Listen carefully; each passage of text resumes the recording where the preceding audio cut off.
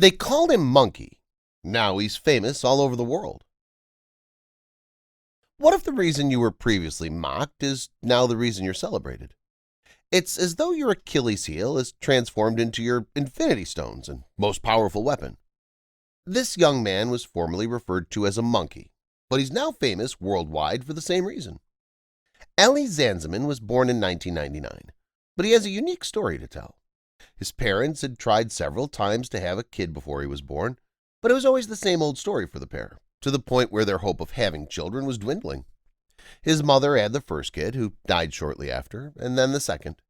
This mom had 5 children, but sadly none of them survived. She didn't give up, though, and she and her husband tried once more. They instead prayed to God. "My spouse and I had lost 5 children," she explained. If you haven't already done so, please subscribe to our channel and turn on the notification bell to be inspired by these real-life stories on a daily basis. Now, let's return to the story. After losing all our children, my husband and I prayed to God to provide us with at least one kid who would never die. Their prayers were unquestionably answered, just as they had been for their prior children we had. Ellie was born after she became pregnant and gave birth to a boy.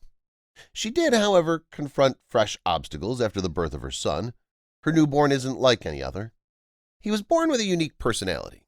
His skull was the size of a tennis ball, and the reply she received from doctors wasn't typical. Medical professionals informed her that she wouldn't be able to raise her child unless she could run. Isn't it strange? The medical team, on the other hand, was quickly proven correct. This young man is unlike anyone you've ever met. His mother calls him a miracle because he's truly unique.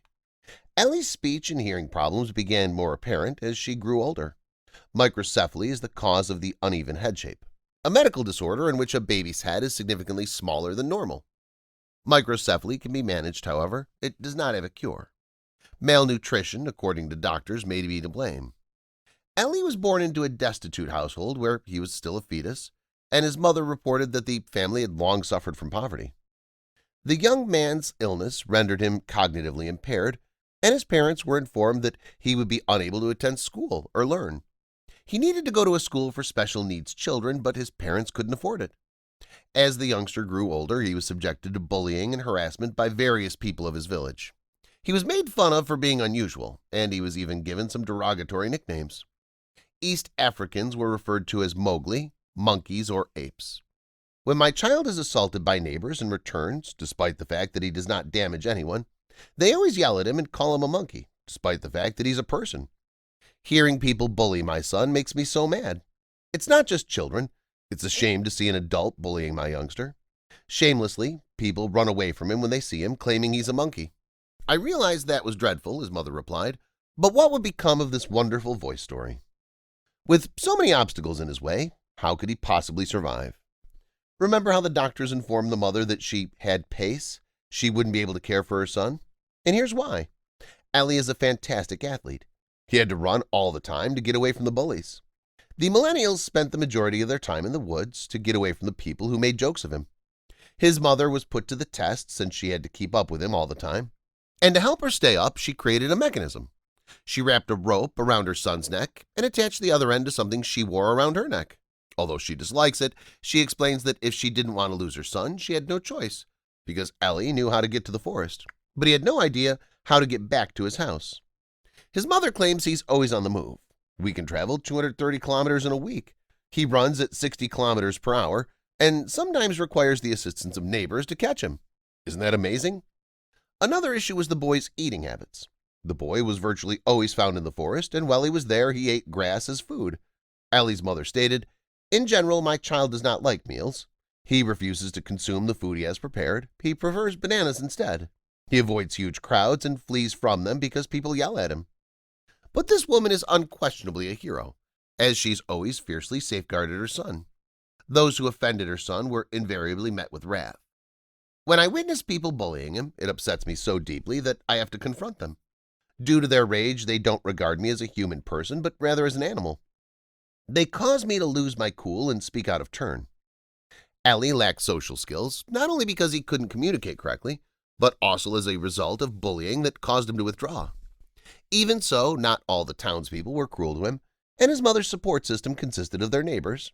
One of them claimed that he was born among people and lives among the peasants, but that he survives solely on grass. No one has ever seen a human rely on grass like animals do, without the help of his parents or others. He prefers to live in the forest, which is why everyone in the hamlet is tasked with keeping an eye on him. The entire town must work together to keep him safe. He avoids social situations and dislikes being around others. When an African web TV program, Afromax, did a documentary on this young African, the tables were turned on Ellie and his mother. They couldn't find him when they arrived in his hamlet because he'd gone to the jungle and only his mother knew how to locate him. It took a long time for him to be discovered. It was also difficult for the media crew to persuade him to stay for the interview. His mother ultimately persuaded him to stay for the interview after 3 hours. She demonstrated that despite her son's inability to talk or hear well, communication with him was still possible. He understood her well enough that she could send him on an errand. The interview brought this unique Rwandan to the attention of the world, but neither the web channel nor his family could have predicted the impact it would have on his life. After presenting his story, the news organization created a GoFundMe page for him, and the internet did the rest. The young adult's story touched millions of people. Would you think that all of these people who had never met Ellie, had only seen or heard about her, contributed enough money to help him change his life? They were ultimately able to afford the special education he required, thanks to numerous gifts. Ellie is a member of the Ubuntu Community Center, where he's made a number of acquaintances. As Afromax chronicled Ellie's life story, the special needs school program coordinator, Justin, noted, "We thought about him for a long time. We kept checking in on him and discovered that it would be beneficial if he enrolled in the school. Everything, I hope, will alter as time passes. Year after year, we can see a different Ellie emerge. Isn't it thrilling?" "I've always requested God to take my son to school," his mother added. "He was having a difficult time since he was being beaten. I'd always chase him down, but he's now at school with other kids. This makes me so happy. My son is doing well in life. I'd like to express my gratitude to everyone who assisted us. I owe a huge debt of gratitude to these journalists. Life would have been much more difficult without them. I'm relieved that my grief has been alleviated." But her son's story is even better. Aside from getting into school, the money raised through internet donations was enough to provide his mother with a new home. This is the least that his lovely lady has earned. I'm delighted she got it, and she seems to appreciate it. I'd like to express my gratitude to everyone who's helped me the most, especially Afromax. Journalists came to see me while I was having a bad time, and they aided me. They advocated for me because I was hungry. Later, I got some food and felt much better. Because of the house I had, they claimed they'd build one for me. It was difficult to believe. You never know, I said. Now is the time for God to work a miracle. He has fans that want to snap pictures with him wherever he goes.